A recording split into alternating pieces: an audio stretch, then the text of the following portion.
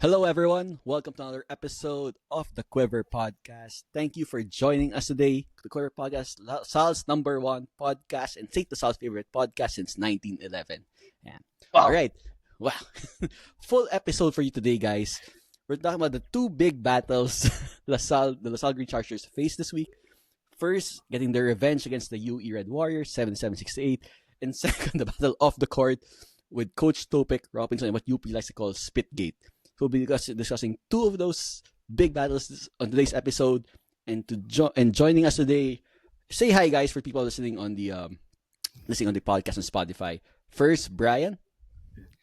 Hi, everyone. Vic. Hawk! Boy! And UP fans' current favorite, Mr. Willie. Joke lang, hi. Yan, si Willie, daming kaawayan na UP ngayon eh. Hindi nila alam. Hinahanap niyo ako, I'm here. Malapit lang bahay mo doon, Willie nga. So the LaSalle fans listening and watching, mag-ingat mga UP fans kay Willie. Kung kahit mag-oblation mga yan from the his house, sasali yan, di ba? Wag niyo akong, don't tempt me. Wag niyo subukan. Di ba? You cannot troll Willie, as they say, di ba?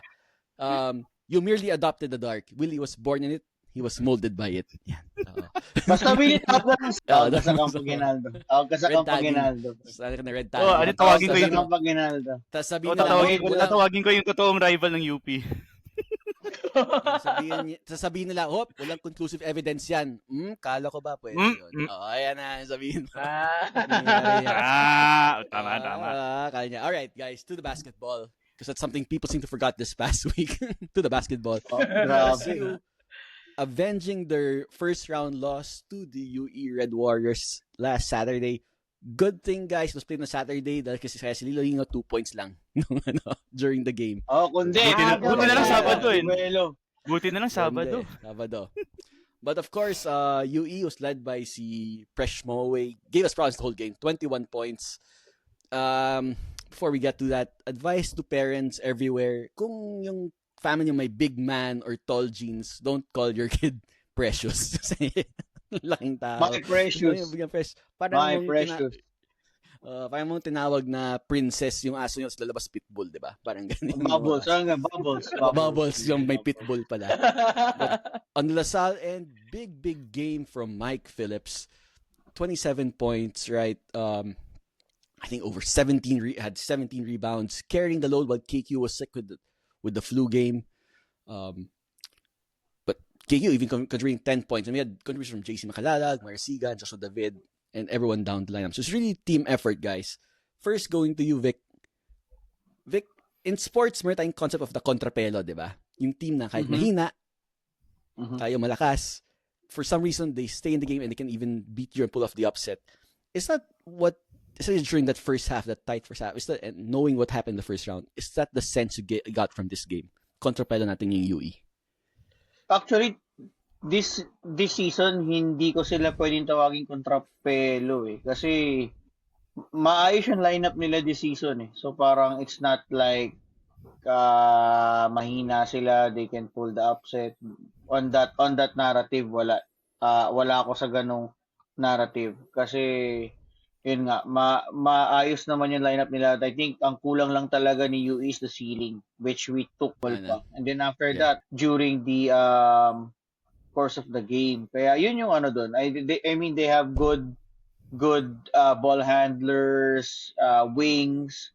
Pero yun nga, ang problem talaga nila sa ceiling. So, yun yung ano nila. I think that's where we, again, took advantage of kay UE. Kaya, I mean, si Michael had this field day kahapon. Tapos partida pa si Kevin na may sakit. But yet, I think pinag-usapan namin ni Brian during halftime sa ano mismo, sa ano pa to Coliseum mismo kagabi is that kasi nga ang pangit, hindi naman mapangit, pero medyo masama yung laro ni Kevin kagabi kasi nga may sakit siya. So is it was just really a close game. Sabi ko lang kay Bri, basta wag lang maging out of hand yung game at any point kasi ang hirap na naman maghabol si Kevin, may sakit pa.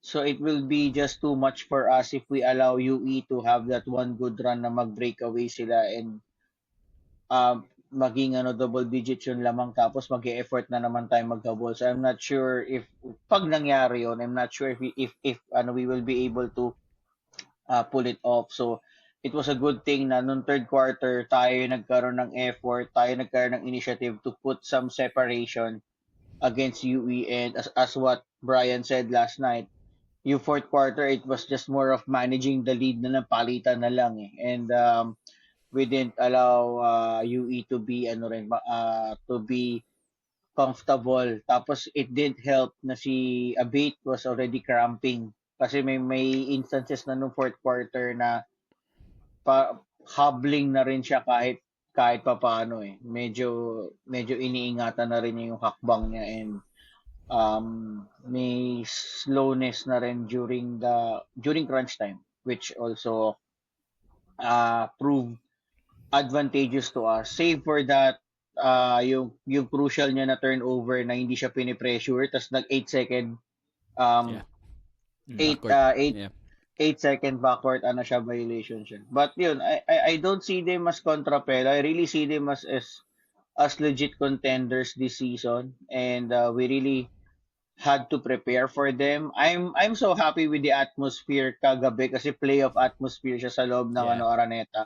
You had that moment na parang siya talaga, it was a gripping game na parang kung ikaw yung common fan siguro sa Lasal side, yung patience mo will be tested. Parang, shucks, kailan ba kami magkaka-breakaway? Correct. When are we going to break the game wide open? Dun tapos parang hindi siya nangyayari.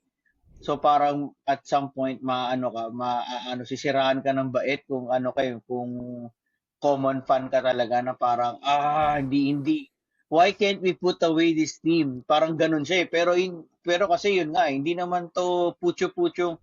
It's not the same UE team in the past few As seasons. years. Mas may sila ngayon eh. Mas meron silang talaga yung patong materials, and yun nga, on a 5-game winning run, mataas yung confidence nila going into last night's game. So talagang hindi mo siya may iwasan. Kaya yun nga, overall it was a very very good game last night. On a kung ano ka neutral ka, sobrang ganda nung game kasi it really kumbaga pinaghirapan natin yung panalo kagabi. It was a playoff atmosphere as well. Yeah. Brian, coming from that first game, we knew going that first half, that back and forth, there was no fluke. But we pulled away in that second half, gave us a cushion, and that Vixen managed in the fourth. One of our listeners, si Christian Arcia, or si Vince Arcia, gave good comments at some of his points in the game that how we pulled away in the second half, saying we took advantage of Precious getting tired. We played the team game with Voris and the guard stepping up to give us a cushion in the third quarter. From your eyes, what did you see in that third quarter that we did differently compared to the first half and give us that cushion? I think yun, the rise of our guards, you can see immediately sa stat sheet, Makalalag and Marasigan. Makalalag and Marasigan made timely baskets from mid-range and the three. So that allowed us to space the floor, making UE defend not just the zone. Kasi magiging wary sila. They have to commit to the shooters, or they have to help whenever there's a drive tapos may kick out. So it kept them on their toes, and the good thing about it is may contribution to offense, but at the same time we also limited UE. I think after nung Cruz Dumont 3-point shot early in that quarter, wala na silang tres ulit eh. Yes. Kasi That was it. galang in the first half, and then Cruz Dumont to hit it na 52-51 if I'm not mistaken. After nun wala na. And it's not just them trying from outside eh. It's also us not giving them the looks that they had nung first round. So I think that made me look good kasi I remember I said in the preview na as long as we don't we win that outside battle or that perimeter battle, we shouldn't lose the game, and we didn't. We outscored them 19 points sa perimeter. And sabi nga ni Vic, it's not just the threes. It's also the mid-range jump shots. Parang nagpo-force out si Precious minsan to close down on some of our shooters pag may switch eh. Parang yung shot ni Makalalag in the third. And then that allows players like Phillips, Marasigan, even Gambao to test the opponents kung mag-stay lang ba sila sa zone or hahabulin ba sila. So I think the adjustments made in the second half showed there, and hindi lang siya adjustment sa X's and O's, it's the adjustment in the mindset na you have to show up as champions kasi alam mo UE will bring their A game to us. And I also want to add to what Vic said na rin to take this opportunity. That UE team is no joke. If ever man sabihin ng mga tao na hindi na-validate yung panalo nila no first round, I think that's a misconception. I would still say na unless matalo sila ng tatlong sunod-sunod, yun, siguro baka mawawala yung shine dun sa start nila ng first round. Kasi right now, if you're UE, you might want to think, okay, natalo kami sa champion. We have 6 other games. And personally, for me, I want them to win all those 6 games. I don't mind.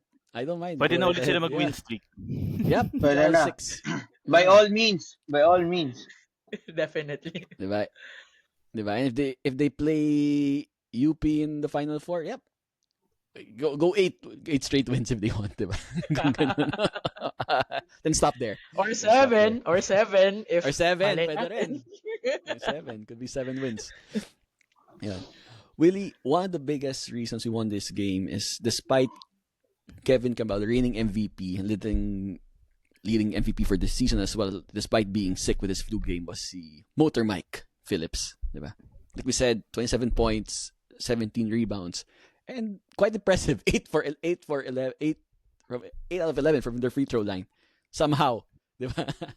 Talk about that Mike Phillips performance. I think it was his career high, if I'm not mistaken. Talk about what you saw from him in yesterday's game and that battle with the Precious. My precious. Yung caption, My Precious. My Precious. Yung captions nga online when you look at yung mga internet articles curse is broken. I think si Mike even broke his free throw shooting curse last night. Ano man kinain niya nung game ng araw na yun. Kinain niya? Sige, pakainin mo pa. Pakainin mo pa yan. Pakainin mo pa, diba? Pati yung tulog niya, kung anong oras yung gising niya. Dapat natulog lahat. Kung nung suot niyang brief, ano yun? Tama. Pati yun na buong season. Supporter. Pati yung supporter. Ano niya suot? Yan, lahat. Anong pati oras? ganun detail. Yung ka nagbanyo, anong direction yung toothbrush mo. Yan. Tama. Lahat. Pants mo, right, yung shorts mo, right leg muna bago left. Ulitin mo na lahat. Oo, diba? pati yan. Oo. Yeah, that's the secret. Not practice. Yun yung sikreto. That's the key to better free throws. Practice. What on practice? What we talking about? Practice? Alright, go ahead, Willie. The game. Pero what a game. As in talagang ano yun. When I was watching him in the first half, inisip ko pa, okay, mukhang maganda gising ni Mike. Sige, let's see how long this goes. Akala ko at some point matitigil na lang yun pero grabe, all game long, not just the stats na nakita sa stat sheet pero all the other intangibles din. Talaga yung hustle niya. Kasi hinahabol niya talaga yung every loose ball. He really puts in the effort on both on offense and defense na talagang he's not just playing, he's really playing against si Precious on both ends of the floor, and nakita mo yun in the game footage. Talagang may friendly banter pa nga talaga sila na they're going at it talaga, nag-uusap talaga sila. Pero what's refreshing to see nga is hindi siya yung typical na yung puro yabang na akala mo aaway. It's like more of an uplifting type of game. Sino yan? Oo nga sino yan? Buti pa to. Pero yeah, Willie, you're making it personal.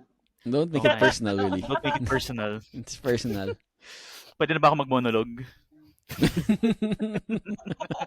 Mamaya, bibigyan ka ng airtime. I'll give you 6 minutes to monologue, Willie. Don't worry. Let's plan out. 6 to 9 minutes. 6 to 9 minutes. Alright, 6 to 9 minutes. Yep. Pero yeah, Mike, awesome effort. Really, he put the team on his back. And yun, to really will them to to the second half where ayun na we started seeing more consistent contributions from everyone as what Brian and Vic mentioned. And ayun, grabe, anchor of the game talaga for me.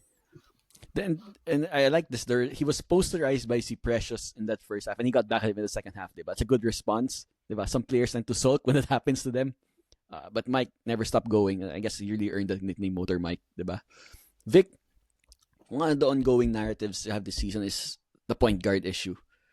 In that second half, when we were a bit rattled with when U is making their run, trying to get back in the game, and we even to stabilize, Topex put in both David and Ramiro at the same time. They shared the court for a few minutes. What can you say about the stability that our point guards are now showing, especially during this game? Ang ano pa rin sa akin, ang ano pa rin really is that I hope to see more from Ramiro, no? Kasi there are still moments na pag ano, kailangan mo ibalik si Joshua eh. So, Yeah, ano pa rin talaga, we are still reliant on Joshua even if we can see naman na ano, may improvement naman kay Liam and there are moments wherein he is starting to give quality minutes na rin para he can contribute. makapagpahinga Yeah, si yeah, Joshua kahit paano. Pero yun nga, pagka ano na rin, you don't want to break the game wide open, no, in such a way na pag medyo di ko alam kung tamang term yung ano monitor pero ay baka mas maganda mina-manage yung yeah. mistakes ni Liam kaya pag medyo ano na balik kagad si Joshua and I think it was a good move din na pagsabayin sila kasi si ano naman Josh can play the two eh. Yes. I think ay hindi parang hindi ko nakikitaan si Liam na magtutu mas si Yeah. Josh yung He played two in mas high si school, Josh yung so magtutu. kaya Yes, niyan. correct, 'di Two ba? sa high Yep, school eh. yep, tama, 'di ba? So far we had no choice. So ang adjustment talaga natin is umabot sa point na kailangan sabay si Liam and si Josh. Pero kung I think kung healthy naman si Kevin kagabi if he's 100%, I think we'll see more we would have seen more minutes with Kevin helping out, trying to set up our offense as well. Yeah. Brian, so about si KQ was sick yesterday. I'm not sure if it's tired from daddy duties yan or whatever. Um, we always talk about how our big man rotation will help carry us this season, diba? Henry still trying to find his rhythm. Mike stepped up, KQ and Raven tried to give us minutes. KQ stepped up in the second half, had 10 points somehow, despite only diba, impacting that second half. What can you say about what we showed as a team and as our big man lineup without KQ being the centerpiece of our offense? Paano ba? It's still by committee in that sense. I would have to say Raven and Henry against UE. You can list them as non-factors if we're not too harsh about it. I mean, they did di naman sila total rubbish output nila. They provided help when needed. Pero yun, I think it was really a game that Mike Phillips shined, whereas the others are parang hindi pa ganun ka-steady. And you can see some of the contributions coming from our wing players but then parang in hustle plays ganyan. So maybe there's a reason to demand more from our players but then we'll take it as each game goes. Kasi ang hirap if let's say Kevin has another game like this or he actually ends up not suiting up for us. I mean, doon talaga makikita kasi yung rotation ninipis. So, ibig sabihin, dadami yung minutes pa ni Raven at saka ni Henry. And malay natin, maybe even Isaiah can be called upon if no choice na. So, I mean, no offense. We haven't seen him play. Yun lang yung gusto kong point doon. Parang he's coming in cold. And then Or si we also have, Konov, never know. yeah, actually, we also have Yeah, Konov si who we haven't AK-47. seen much. Yeah. But I think we have to give him benefit of the doubt kasi he came in really cold with us, unfortunately. We've mentioned it before in our previous episodes na he's been unfortunate in preseason. Maybe he can be given minutes, but yun nga, Coach Topex would probably also protect him from criticism or being put in a bad light if alam niyang hindi pa ready si Alex to play for us. Willie, big picture now. We lost to you in the first round. Are so lost so far this season. We opened second round. You knew this was a tough game. You knew he could hurt us. We got over that hump. What did this win do for the Archers of confidence? Your outlook on the season? How's that win show out for you? Ako, for me, I would think na this is a feel good game for them, nakabawi, revenge game nga din naman. And all the more na I think they would feel good about this considering na UE nga is hindi na nga siya kontrapelo. It's really a contender team for the finals. Most especially with Lasal, even before, for some reason, even more so now, they match up very well with us. So I guess starting off strong, na similar to how we started the first round, no, it wasn't easy. They were tested again, but then this time mas steady sila. I would say they played more steady, really, given all of yung mga factors. KQ being under the weather. Um, yeah, so I think they managed it well. Very good start to the second half. To the second round, leading into, lalo na ngayon, medyo for everyone who's not aware, pero magkasunod-sunod din yung mga games natin. So ano yun, when any chance that the team gets to really build yung confidence nila, get a good rhythm going, lalo na ngayon, we have a game on Wednesday and then another one on Saturday. So At talagang get Saturday. that rhythm going na tuloy-tuloy lang, build consistency. So this is a good start, very good start. All right, that's a good point, and I think guys, before we go into the whole spitting and Topex issue, I think it's good to talk about coming off this UE win. We play UST on Wednesday. Another Final Four contender. They just lost to UP earlier. So State won over Church, as they say. During the game earlier. UST was in that game for most of it, and they had a chance to win it, but UP pulled out in the end. For Tia taking over that game. Vic, UST is another tough game, Final Four contender. How do you see that game playing out? Us coming off a big win versus UE, them coming over. Ninyo was a winnable game versus UP. What do you expect to see this Wednesday?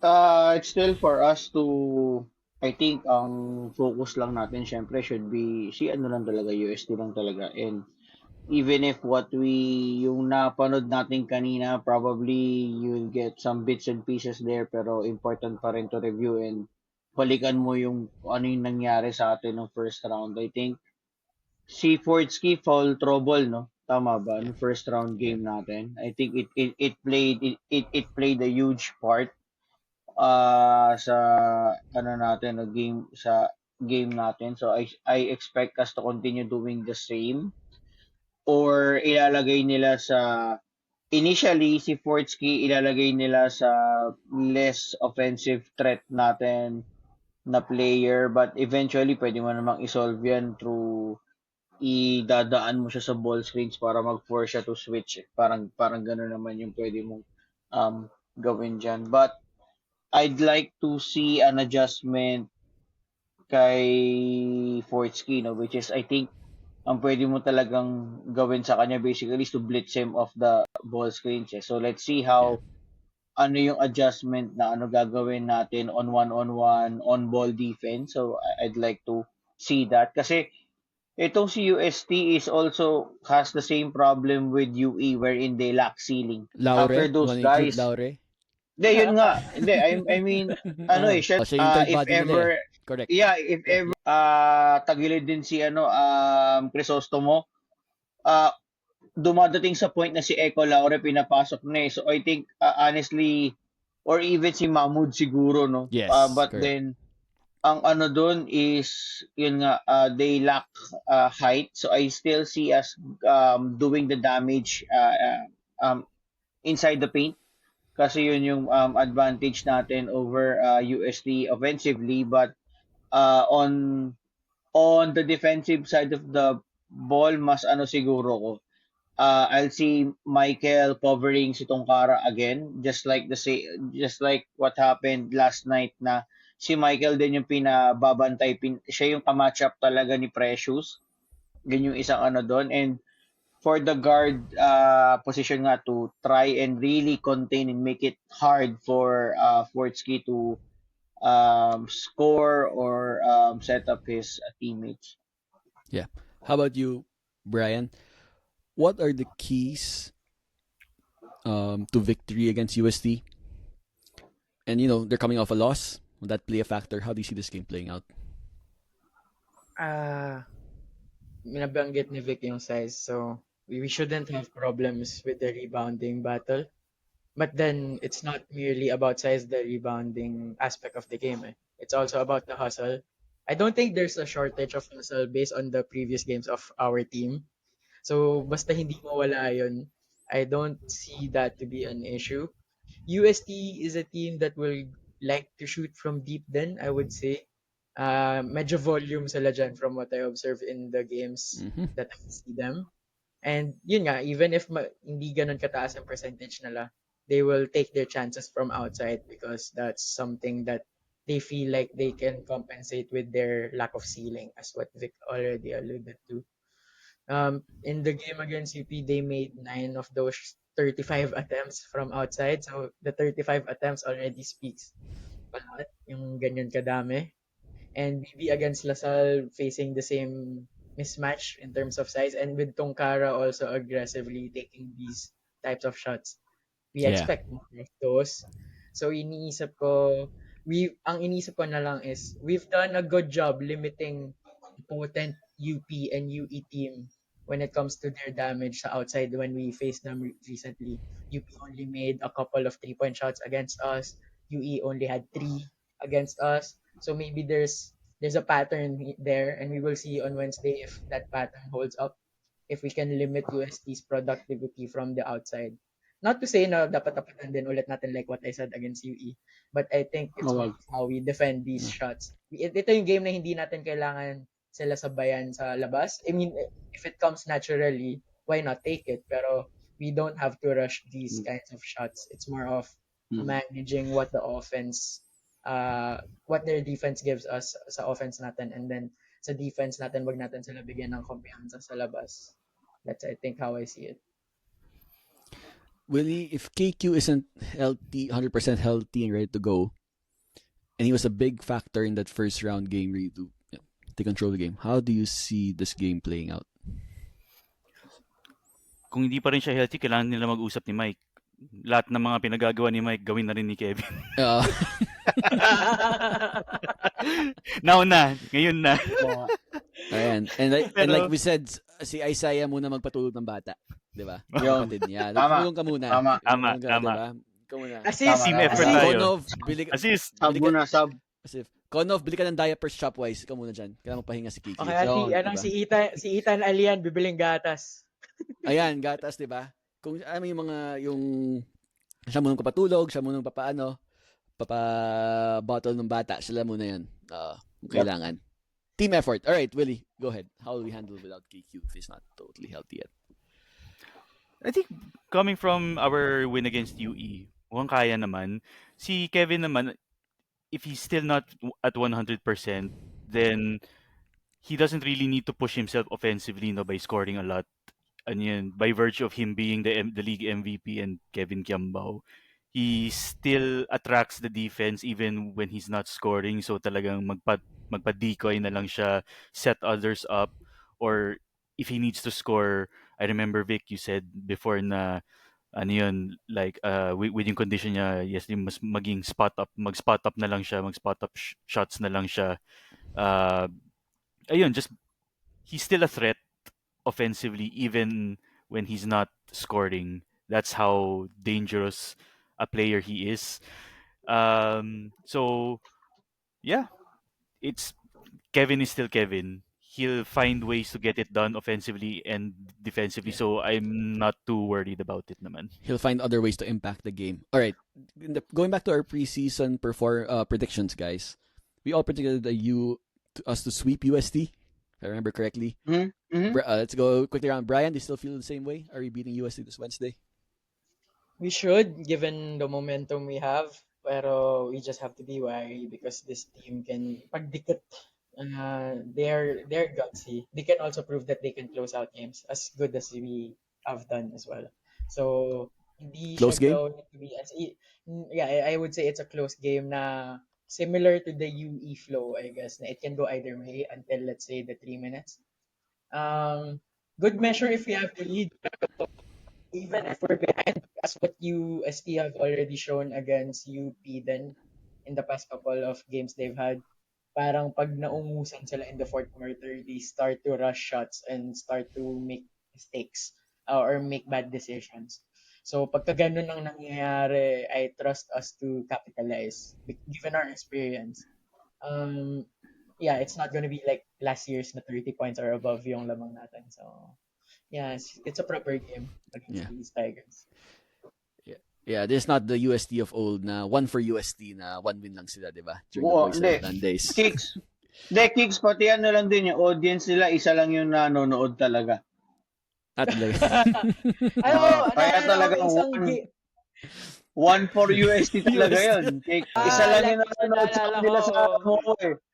You are Naalala ko doing last season, yung drummers ng USD, parang feeling ko nagpa-practice sila for another sport eh. Parang for volleyball, pinapa-practice na nila yung basketball. Tryouts Para na lang may yun. ginagawa sa Tryouts lahat. Tryout ka dyan.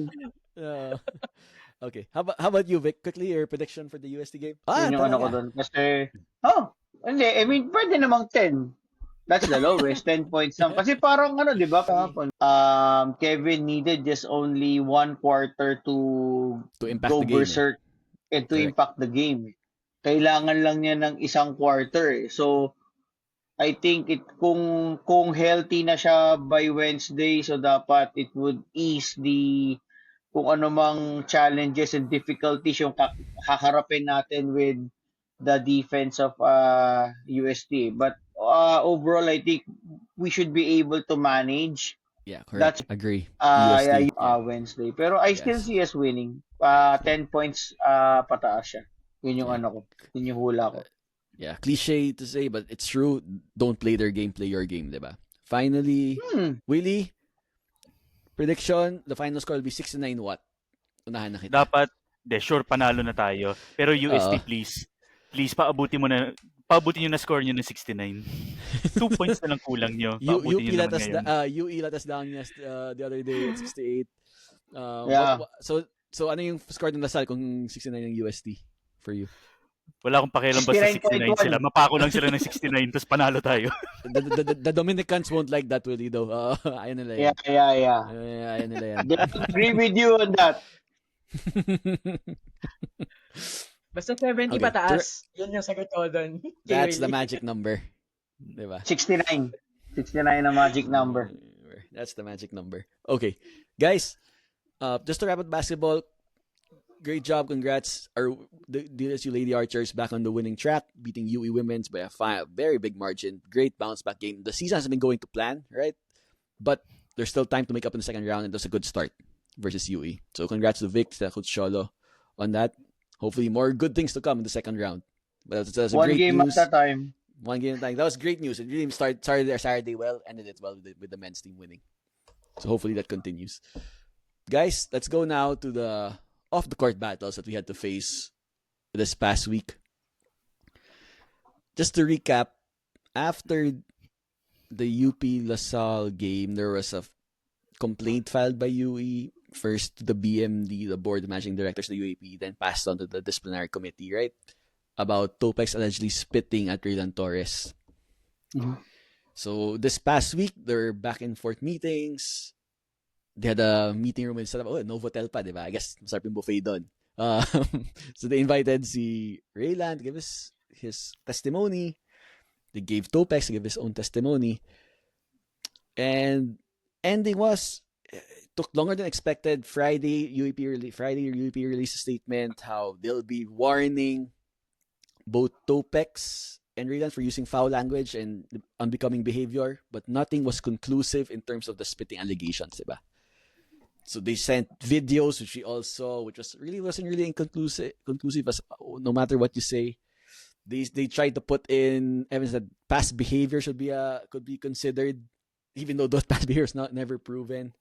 And at the end, the allegations released by the UAAP, the decision released by the UAAP was just a warning to both Topex and to Raylan Torres. And the funny thing, guys, in school, pag yung annoying student classmate mo nagsusumbong, di ba masaya pag nagsumbong siya rin napapagalitan? That's how I felt. Di ba? Kaya nagsumbong, pareho kayo na warning. Di ba? That's how I felt. First, Vic, before we go to the Topex press conference, we'll discuss later.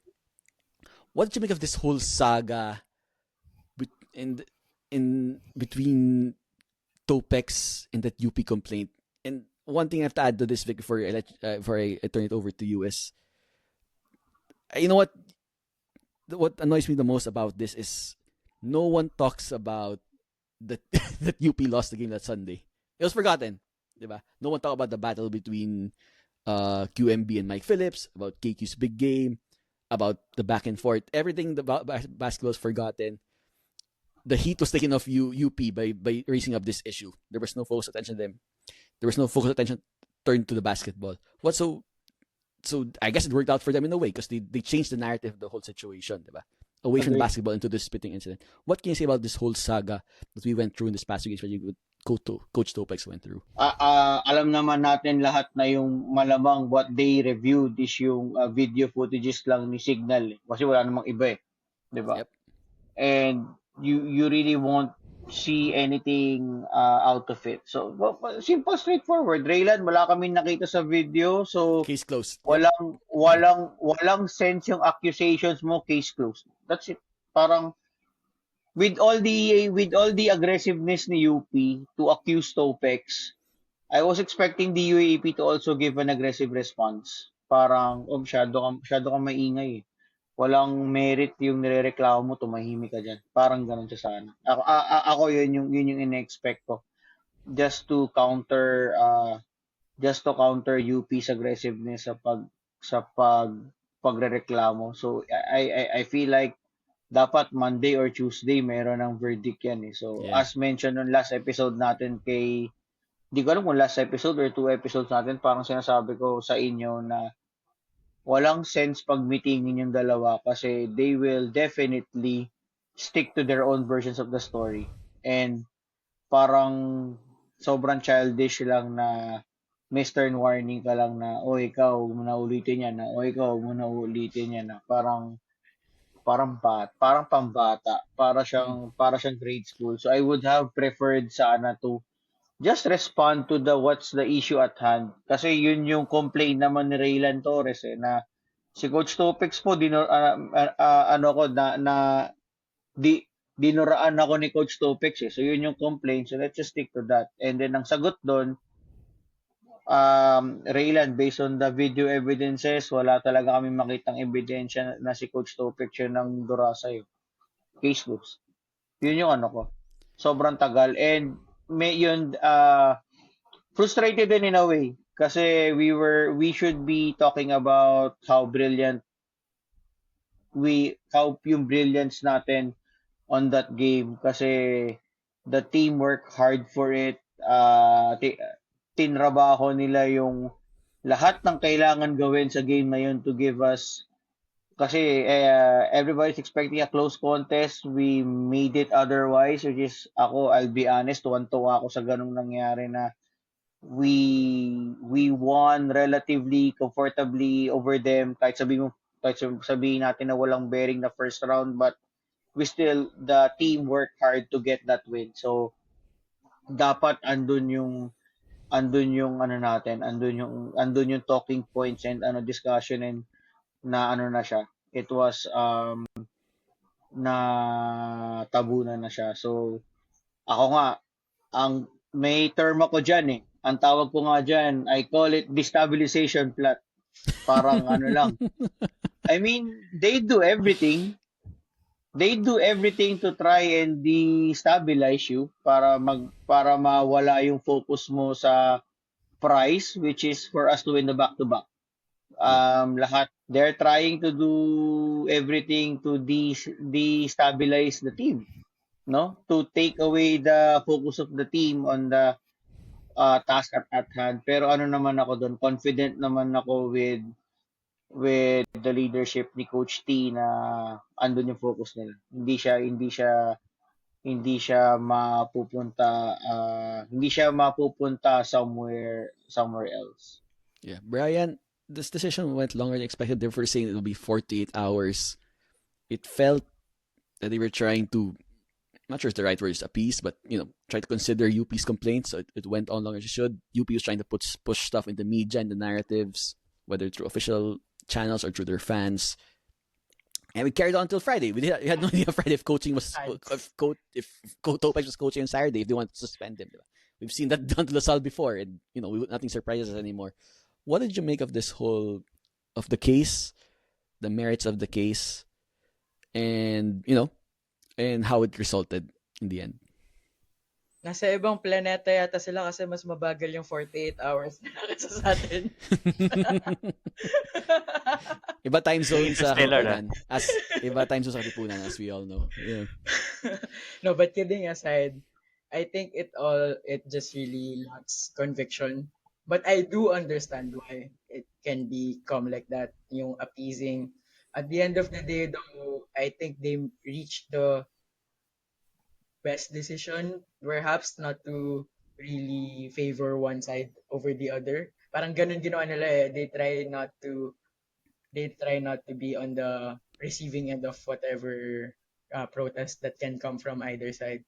Kasi as much as let's say we give the benefit of the doubt na meron man spit or wala, the thing is if it's inconclusive, we're never sure if it happened or it didn't happen. Kahit sabihin mong merong presence of saliva and on his shoulder, so to speak. Kasi mahirap mag-punish sa ganyang act na hindi ka sure. Kasi kung sure ka, okay, edi walang contention, di ba? Parang that's what it took them so long. But then when they said that it was inconclusive to begin with, I think wala na dapat naging argument dun. Parang nasara na dapat siya. They were really clutching at straws, Brian. I saw a report that they wanted to consider PASC, and this was in the official. This is just a statement of someone, an expert of the meeting in Novotel. They give their testimonies, which I think should have been on Pilipinas Live. By the way, yan ang mga kind of content na we should have on Pilipinas Live. Sayang, missed opportunity yon. Sino yung host ng Face to Face, Vic? Have them. That's how this. Sino yung host ng Face to Face, Vic? Si Siyang Ami. yung bago, si Amy Perez pa. Hindi, si ano na ngayon, si Mama Carla Estrada na. Tsaka si Alex Calleja. That's how the UAAP, it's the same company, the UAAP should tap those to settle disputes from now on. Better viewers. Sa ano ba? Diba? Mas mabilis eh. Right there and then. Right there. Have the courtside reporters talk to the both legal teams and everything. Tama. Brought to you by Skechers. Skechers, time out. You can have your, yung Oreos besties, nandun yung judge at yung security guard. Diba? So, suggestion. Court timeout. Dapat may court timeout din. Diba? Parang TV timeout. The court recess is brought to you by. Diba? Yamaha. Broom. Yeah! Ang dami nilang airtime sa atin. Bayaran nyo naman kami. The joke. Baka naman. Well, yeah, suggestion. Baka naman, Yamaha. Yeah. Handle all disputes. Diba? Handle all disputes on Pilipinas Live. Diba? Have it face-to-face style. That will take your ratings through the roof. Free consultations on the Quiver podcast. Pati yan Eto na lang, live sa Pilipinas Live. Tapos may Parang Tulfo style, eh, no? Parang tulpo style. Tama. Ayun, diba? Yan, pag may pag eligibility hearing, 'di ba? Yung prominent gifted child pag of age siya, 'di ba? Pag tama yung age, pag hindi overage. 'Di ba? Pag overage, ensure violation of the game, 'di ba? Pag matanda yan tayo. You're welcome, Filipinas Live. Free consultation yan. Yes. Yung isang head sa Signal, boss ko yun dati. I remember him. Ano yan? Nakikinig yun dito eh. So, you're welcome, sir. Baka narinig niya tayo. Malay na mga season 88. Shout. Maniwala kayo, tutut. Ano papel niyan? Lagyan niyo pa ng live chat yan. Engagement through the roof. Patay ka. May lalabas na witness, iiyak, di ba? Mahirap galing kami sa hirap. Ganyan. Tapos may lalabas naka-wheelchair na naka-neck brace pa. Yan. Diba? Tapos may sisi. Or may lalabas na witness doon, may lalabas na surprise witness na. Ako po yung nakakita. Ako po yung pumapasok yan. Walang grade sa high school yan. Tapos may mga dadaan. Hindi pa po pwede yan. Yan. Tapos may dadaan sa harap ng eligibility committee, nakaganon.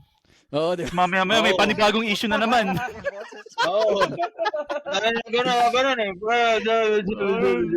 Tapos kakamot ng ulo. Ayan, di ba? Ayoko na. Yan. So, past spitting incidents, and these incidents were never brought up to the PBA. He was never judged, and they wanted to use it as evidence, di ba? I don't know. UP, you have a lot of smart people in UP. It's a good school, di ba? Smart ba talaga? They have a law school, di ba? But, some of the mental gymnastics, which is they're very good at, is to put that in the testimony, where past stories without even any, di ba, concrete evidence, legal proceedings. I just shout out to Attorney Jeff and to his wife, Attorney Doms, belated happy birthday rin to her na, if this case went to them, wala, flunk out to. They can beat it. Tatapon yung complaint sa bintana. First line lang babasahan. Sinasayang yung oras ko. Shredder na yan. Shredder agad. Shredder. Yeah. But it's really ako, hindi nga. Shredder. And we're talking about the case, how it played out. That eventually Topex proven right. He didn't do anything wrong. All he did was use foul language, which he admitted to into the UAP in the press. And he apologized, which we'll talk about in a bit. But really, I want to talk about, there was a trial in the UAP boardroom, but there was a trial in the court of public opinion, diba? Talk about the social media battle and the toxicity. We had someone harass Topex and post it online. You were in the middle of it too. Talk about what happened. Pero more of Willie. Ako nga ba?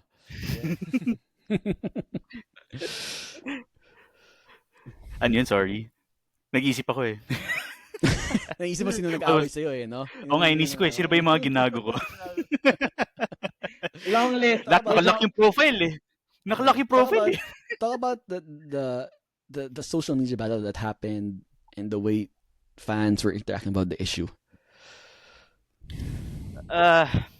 That's the unfortunate thing na rin talaga, about the UAAP now. We are living in the social media generation where every little thing gets brought up to light. They dig through the dirt, they bring it to light, they make it a big deal. Ayun nga is what we discussed earlier. In an attempt to blatantly hide yung failure nila, that they lost the game, talagang ano yun, it's like they're trying to hide something. Galawang duwag. Instead of the narrative being talking about the game, which was it was a very well played game by Lasal. Instead of that, wala namar talaga. Really unfortunate that we live in the social media generation now. I really pray and hope that moving forward, everyone can be better. Pero if you choose to do that again, aabangan ko yung mga comment nyo. I don't want to spread her name around, but there was this one lady who even posted about her account of Topex, accusing him that he was being evasive of the issue, and that really even got around us being used as evidence. And Topex even brought about his press conference, which we can talk about now. Vic, when Topex started that model, I was nervous. I thought he was going on a rant na, di ba, sino ka ngayon, di ba, ano sinasabi niyo. But he was actually very, when I saw the whole thing, it was actually very graceful. He was thanking them. He apologized. He even said, don't react or don't come after Rayland.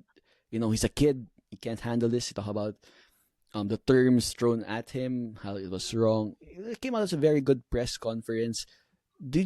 So when I was nervous, but afterwards I felt okay. That was a good move on his part to really close that issue. Vic, did you feel that was a win for Topex? What did you feel about him speaking that way in the press conference? Yeah, sure. Go ahead. Yan pa siya. I'd like to call it airspace. I'd like to call it our own airspace. Parang Chinese militia vessel tsaka mga Chinese Coast Guard. Padaan-daan dun sa ano eh. Parang ikaw yung nag-instigate, pag pinatulan ka, ngangawa ka. Sorry, that's how I mean, sabi kay may dura kay wala kasi nga wala namang evidence, so you really can't say kung papanindigan ni UP na sige, na, talaga ng dura. Sure. Pero it's really stupid na it's really stupid na kayo nagpo-provoke nung pinatulan kayo, ngangawa kayo. And Tapos kayo magsusumbong. I really don't like that. Kung mag-instigate ka, make sure kaya mo sagarin hanggang dulo. Anong gagawin? Face whatever that can come on your diba? Galaw ang Yun duwag yung ano dun eh. Diba? Diba? Parang si Tom Chua lang. Sorry, I have to drop the name. Parang si Tom Chua lang, diba? Parang typo ka. Sugod ka, diba? Tapos nagpaawat ka bigla. Alam mo yun, diba? It's just, awatin niyo ako, ulul. Diba? It's just, parang ano lang. Yeah. Hindi pwede. There was something big in older generations, diba? That's just the sports, may code yan na if you're gonna dish it out, you have to be ready to take it, diba? Ganun naman yun. Correct. It goes both ways. Correct. Diba? It's that simple. Oo. Kasi kung yung video naman yung titingnan mo, I think mas malinaw sa video, sa game footages yung pagdaan ni Raylan sa airspace ni Coach Topex. So I think that's one thing that we can establish na nag-instigate din talaga siya, na he wants, kumbaga, naghahanap ka ng gulo, binigyan ka ng gulo, and now iiyak-iyak ka, you play the victim card. The victim card. Yep. Diba? Yun yung ano doon. Pero ulit kasi walang clear established na talagang ng dura nga si Coach Topex, diba? So wala naman talaga. So sa akin, on the assumption lang na playing with the idea na kung talagang na duraan ka, diba? Parang dapat kaya mo tanggapin yun kasi sira ulo ka rin, nag-instigate ka din na magkagulo. So anyhow, going to your question, Kicks, okay siya. Actually, nung napanood ko siya kagabi, okay siya. I think it's fine to put a closure. Kasi nga, parang yung press ko na rin yung naging official statement ni Coach Topex. Kasi parang, di ba, he was really silent, wala siya sinasabi, di ba? Yes, parang waiting for the official forum. Yes. Correct. Waiting for the official timing.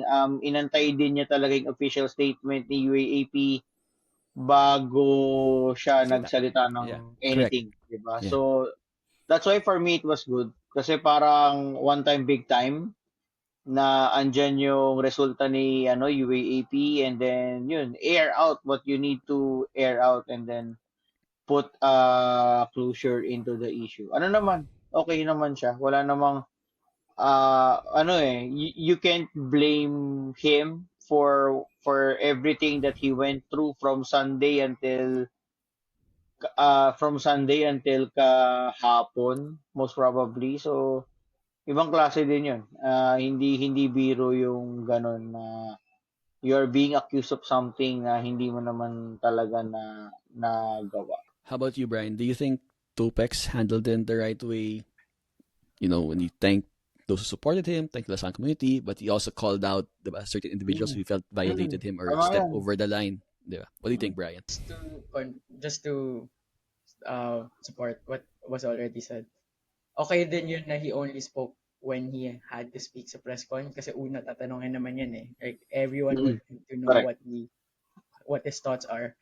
And pangalawa, I like that he didn't harbor attention during the process was being handled. As in, whenever he gets pressed, kasi obviously as a former journalist, there will be times you would really like your subject to answer, at least as something to put it out or whatever. Of course, it's the industry. We respect that in a way. Pero siya parang he didn't want to interfere. He didn't want to make the issue about himself. He respected the process, and then when the outcomes were published, that's when the timing was right for him to air his grievances or air his thoughts or everything that he's going through. And he didn't really have to if that's I mean, he can obviously just say na I don't Tama want to talk ganun. about it again, but that also shows in his character na he's willing to be vulnerable in front of everyone else. And I think that's what they're preaching in the team, like what Mike Phillips also had in the previous press conference before that game. I think it just shows that this team is together. And Mike Phillips also backed Coach Yeah. Topex up in the press con.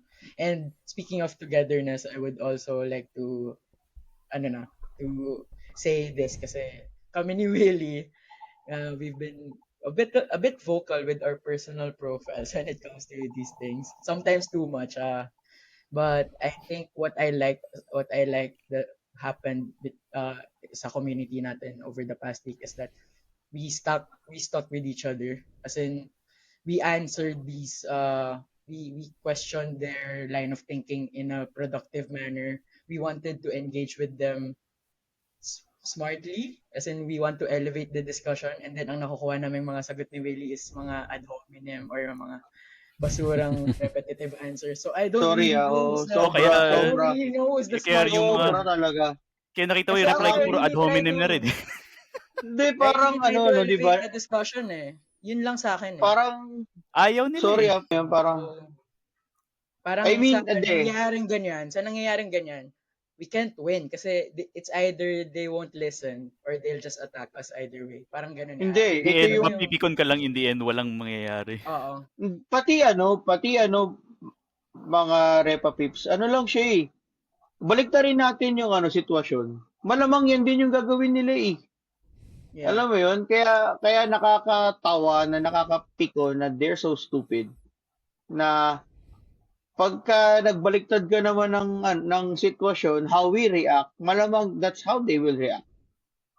Parang ganun lang din eh. 'Di ba? Kaya ewan ko. Hirap Kaya makipag-usap sa mga troll, pre. Hirap ang makipag-usap sa mga troll. exactly.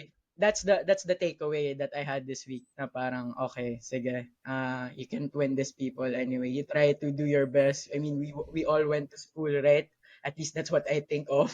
And sayang kasi parang ganyan napag-usapan na din namin ng girlfriend ko na taga UP herself, parang na you're just wasting your time, you're just wasting your energy. Stop Totoo. it. Parang just focus on enjoying the game, ganyan. That's why I think what impressed me the most about Coach Topex monologue during the press con is he wasn't vindictive. He took that high road. He could have lashed out at those, di ba, na, ansan kayo It's ngayon, easy. di ba? That's Diba? easy. That's easy to That's do. easy, but he took the high road and he still apologized in the end for the wrongs he did. And he even said, he brought back to the Sergeant values, di ba, na sabi, I will continue all my actions to the love, diba, for the love of you. So, Yeah, that's as a actually a good way to put it. I think he came out the winner of this. Not in UP's eyes, of course. I'm sure they still believe what they said, that he's Oo bad. naman. But in the UAAP's eyes, most importantly in the Sergeant eyes, we have Coach Topex back, and we're happy to put this issue behind us. But I can't wait for that second round encounter as a UAP fan. The fireworks, this drama, none of this friends tayo. A bit of old school I love it, hating actually. rivalry. I love it. That's gonna make it fun. That's I what love the it. UAP is about, diba? No, nakakatipid din ako dito sa bahay eh. Hindi na kailangan nakabukas yung aircon eh. Lakas ng hangin dito. Ayun. Salamat UP. Lumalakas yung hangin dito, So lumalamig. I can't wait for the second round. Like Francis Lopez, they say it's gonna be personal. So let's see how the team responds to that, and how it uses that as bulletin board material, how we respond. It'll be a heated encounter. We can't wait. But yeah, that's way down the road. Tagal pa naman yun. Tagal pa naman. So it's how we use this energy for the second round and all the way to the final four, hopefully. Guys, Ano din now, yan. It's tough to look way too much ahead. So let's just Yeah. focus one game at That's a why time. May 3 keep games focus. pa. May 3 games Yeah, pa. may So 3 focus games with pa. USD. All right. Guys, related to that, we have today's Derechohan hot take segment brought to you by Bluefire LPG for your LPG needs. Mga hot take sa bahay sa pagluluto, Bluefire LPG. The only blue Yup. that's right for you. Diba? All right, guys. Here's today's hot take. I'll take on this one today. Thank you for kay Anton Anchacosa for bringing up this Yeah. idea. Thank you. Brock for listening to the Purdy. show. Bang Bang Niner Gang. Yep. So, Yeah. guys, the hot take for today is, all right, there are two kinds of rivalries in the UAAP, diba? First is, in a way, our arch rivals, which is Ateneo. And we have our sporting rivals with other schools. But I don't say Ateneo will always be a rival, diba? It's ingrained. It's in our DNA. Sige, Willie, let's play a little test, diba? I'll say something, you do the right response. So, St. John Baptist de La Salle, Pray for us. live just in our hearts. Forever. Ateneo, Bulok. oh, see, it's ingrained in us, diba? It's in the day. It's natural reaction. I don't think the brothers will like that na we those three things in the same sequence. Mga, uwi na yung Owen contact namin ni Willie. But you're saying, it's ingrained. We have sporting rivalries. We had UST in the 90s. We had FU in the early 2000s. And you could say UP now, with the finals and all these heated moments happening with the Topex incident. So, excluding Ateneo, which is our traditional rival, the hot take is UP is now the most heated and hated sporting rival of LaSalle. So imagine that we had all those bridesmaid finishes in the 90s at UST. We had those Magtulis years, Bacani, FEU. Then we had these, you can say diba, sila Arwin, the UST in 2000s. Is UP our most heated rival? Sige. Willie, why don't you go first?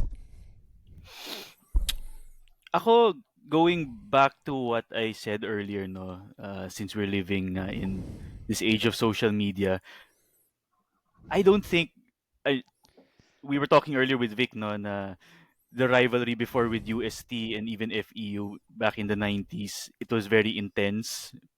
Pero it was within the context of if you were in the venue, if you were part of yung select few avenues and platforms where really the heated discussions were going on, masasabi mo na talagang very intense siya, but it's kind of limited lang din naman in kung saan siya available.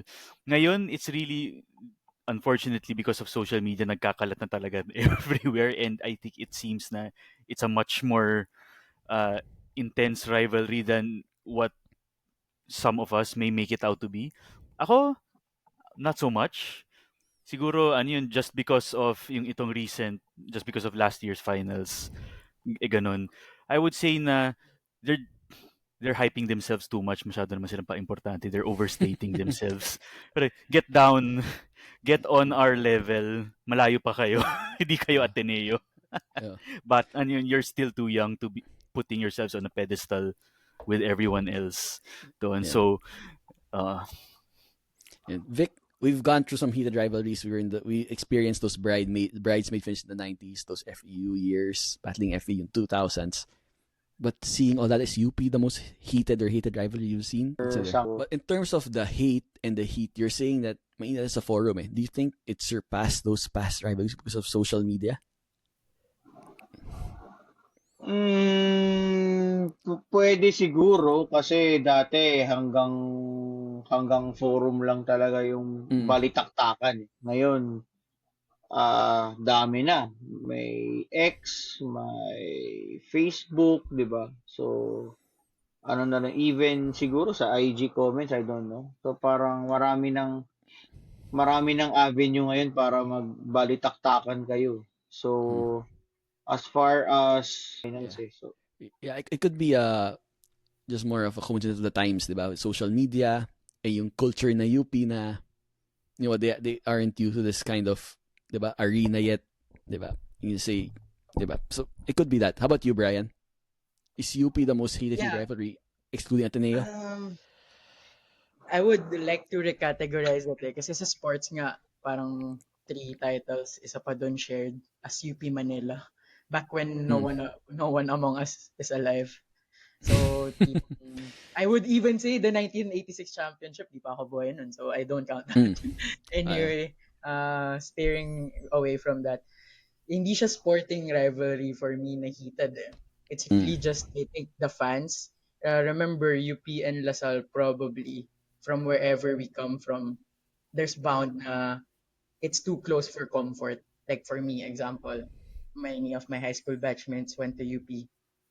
Some people I know went to UP. Mhm. They also have that same circle na they went to UP. Some of their friends, some of their family members went to Lasal. So it's too close for Mhm. comfort na tipong pwede siyang makonsider na another version of a little brother, big brother rivalry.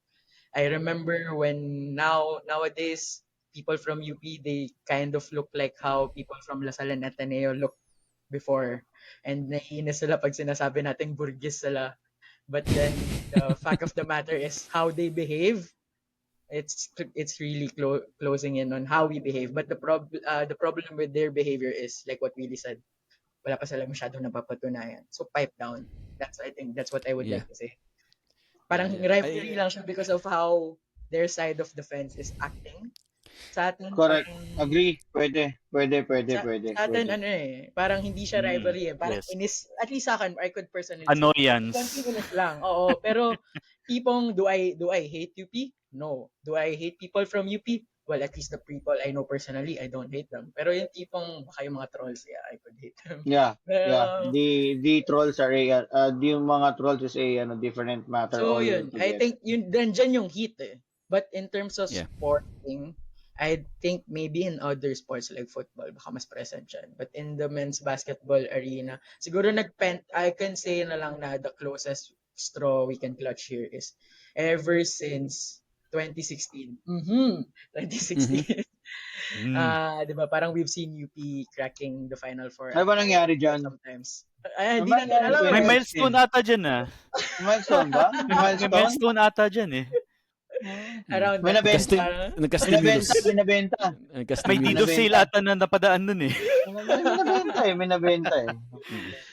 so around that time, that's when we see UP achieving sometimes at our own expense. So I guess nandoon nag-build up yung quote-unquote sporting rivalry. And remember how their 2022 championship, they had to beat us twice. Parang they had to beat us once. Parang na sila na twice to beat nun. So I guess yan lang yung parang recent incidents and then the finals last year. But if you look back, UST, FEU, ako nga, di ba, nabanggit ko, and I think people who have listened to the podcast from way before know that I have a special feeling about UST. It's really something na I don't really hate them, but I don't, parang it's a nice spectacle. Ayaw mo matalo sa UST kasi you know that. I only hate Henry Ong, yun lang naman. and then FEU is the team na alam mo na you'll never really magugulat ka if it's a comfortable game against FEU. Well, recently not so much, but you know what I mean. FEU is a contrapelo in a different sense. So sila yung deserving, I would say, for now. And I agree with them. But we would recategorize this rivalry off court but not off venue. We can say that. Yeah. Maybe. Yes, I think you nailed on the head, Brian, saying we have our sporting rivalries. But Ateneo's the arch rival. We've had sporting rivalries with past teams. We've had battles with UST, FEU. But when it comes to UP, we're feeling the external effects of rivalries, diba? Yung heat, yung fans. Hindi siya sporting eh. It's more of an social, diba? Haway between fans. And that's I said, social media, all these platforms and channels, the culture, all coming together. So it's not there sporting wise, but there's a fans interaction, diba? Yung mga away online. It's somewhere, it's turned up to a level, diba? All right. Thanks, guys. So that was the Derechohan hot take brought to you by Bluefire LPG.